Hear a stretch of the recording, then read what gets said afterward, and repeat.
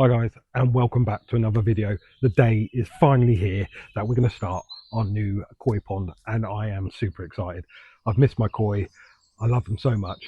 Those who've been with me for a while now will know I really love the old koi pond. However, we can build it better this time, and we're certainly going to. We're going to learn from our mistakes from the last one, and we're going to improve on it. It's going to be the same water volume, maybe a little bit deeper, but overall it's going to be fantastic, and I want you guys to join me on this ride. We're going to do it in a multi-part series. This first one's going to be the site that we're building it and the concrete collar. By the end of it, we will have a beautiful koi pond, hopefully. Now, the soil has arrived for my vegetable patch. The sleepers are here for the koi pond. There's so many things going on at the moment, so please join me for the ride. Comment below, let me know your favorite type of pond, whether that's indoor or outdoor. And yeah, let's get cracking.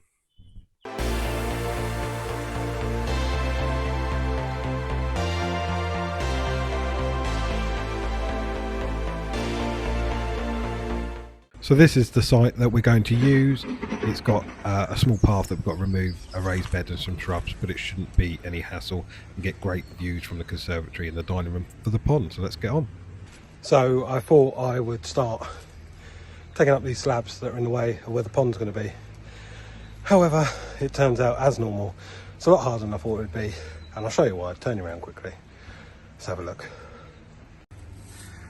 So as you can see, not only is it slabs laid down, it's on top of another path, which is about 3 inches of concrete, which is an absolute pain. However, unlike last time, we're going to do this properly. It might take a little bit longer, but I think it'll be worth it. So let's crack on. So quick progress update. I'm absolutely awful at filming. As I do this, I will get better, I promise. So we've just put the beginnings of the shutter in. We've made sure that they're equal distance from the conservatory and from the main house wall. And then what we've done is we've put these bits of wood on top, which are 18 centimeters. It allows for a 15 centimeter collar. The inner dimension is 230.5 centimeters, which allows the sleepers to overhang, and then 9.5 centimeters width of the sleepers should butt up against it, if I've measured it right. And then what we've done, we put a bit of string from one corner to the other, crossing the pond to mark out the dead center. We've dug the hole where the bottom drain will go roughly, and then the pipes will go under to where the EazyPod will be eventually, fingers crossed. Right, so we've been working on the koi pond today. It's the end of day one. It's been very slow progress, but this is probably the most important part of it, and it's something we didn't do on the last one. The last one we didn't do a concrete collar. This time we're going to. Now, don't forget, this is DIY. It's not perfect. We're going to add some other bits too. I'll show you around it so we can see the progress so far. Okay, so that's the site so far. Now, we didn't have all the correct wood. I didn't want to spend a fortune on it. So we've done the shuttering like this. These bits are only on top to keep the distance for now, but they will come off when we do the concrete. Now we've managed to get it kind of level from corner to corner, straight lines, and bit of shuttering to bit of shuttering. However, I'm not sure how level it's actually going to be. It's actually much more difficult than I thought, but we've enjoyed doing it. Me and my wife have done this today. So we've just put these brackets for temporary use. Obviously all this wood will come out at some point. On this path here, we're just going to put a layer of bricks there, build the concrete up a little bit, and then pretty much the same all the way around. We've used any old bits of wood that we can find, and we've done this corner bit out of some scraps of wood. This is exactly dead center. We put a bit of string from corner to corner, that corner to that corner. That was the dead center. So we've dug that out. We are going to position the pipes for the bottom drain. We're going to dig that out first. This is our bottom drain. It's a aerated bottom drain with the air pipe and the 4-inch pipe. So we'll dig that out first. That will come under the shuttering, out somewhere around here. Then we'll fit it back in. We can really tamp that down before we do the concrete. Yeah, it's a slow progress, but progress nonetheless. So like I say, that's the end of day one. Now, The old pond, if you can't remember it, I'll show you some photos now, and I'll show you about how when we took it apart, the rebar was really good and we couldn't actually separate the sleepers.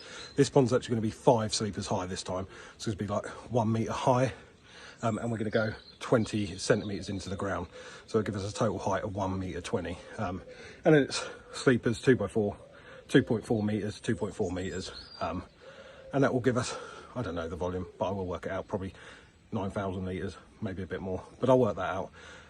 Slightly bigger volume wise than the last one, different shape, and we will have the pond window again in it that we've saved from the last one, so pretty good. Hi guys, welcome back. Day 2 of the koi pond build. Now, as you can see, the shuttering's in, we've got some bags of ballast behind us. I'll talk you through what we've done so far. So we've put a little bit of a hardcore down into all the gaps, and we tamp that down. We then got some sand, some cement and some ballast, and if I walk over here, we've got our filter back, so that's one step, so we can measure out where we need the pipes to come up, which will be very handy. And we have made some rebar corners to help with a little bit of structural support. So that's where we are now. We're going to do some cement, and then I will pick you back up and show you where we are at the end of the day. See you in a bit.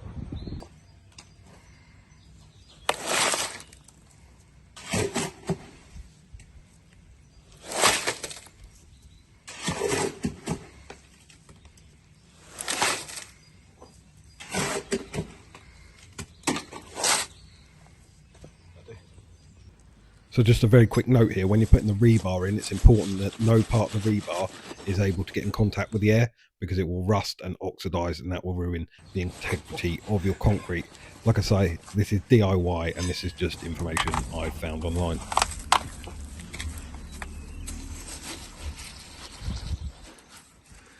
Okay guys, so that's the end of day 2. It's going pretty well actually. I'm going to show you in a little bit of detail and let you know. I'll give you a little rough cost of what it's costing so far. Yeah, well chuffed at the moment. Let's have a look. Okay, so that's what it looks like at the moment.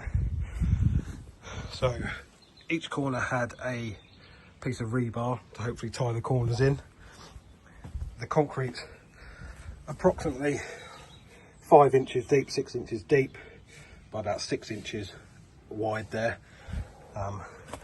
It doesn't have to be perfect, hopefully it's level that way, so then when the sleepers are on it, they're level. We've had to make do with what we got here. We'll put a bit of wood there, bricks behind it, and I think that'll be okay.